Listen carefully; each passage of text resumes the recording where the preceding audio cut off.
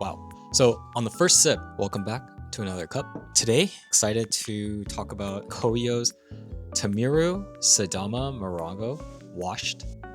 They're from Ethiopia. The variety is 74158 and the process is washed. The flavor notes are white floral, jasmine, yellow peach, and passion fruits.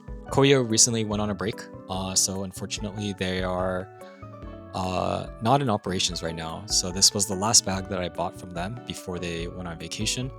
And I'm very familiar with their roasting style and their taste. If you guys have been following along with my content, I'm an absolute big fan of them, and I hope they rest well for their well-deserved break. With my V60 Neo, the ZP6 ZP6 at 4.3, brewed at 93, 14 grams at a 1:15 ratio.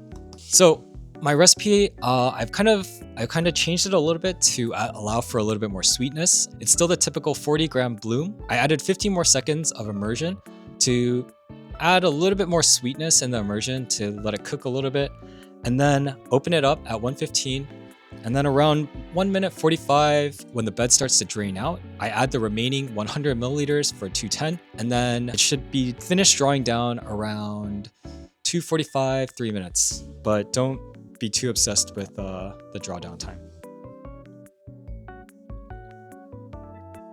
Wow.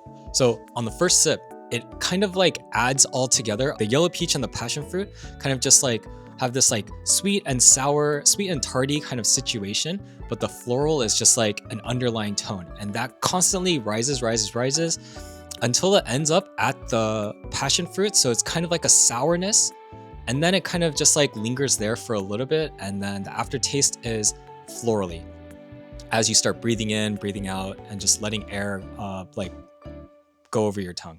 If you're into fruity coffees, this might be the flavor that you're looking for, just like the in-between of a yellow peach and the passion fruit that has just the subtleness of the florals that kind of just like coat it all together.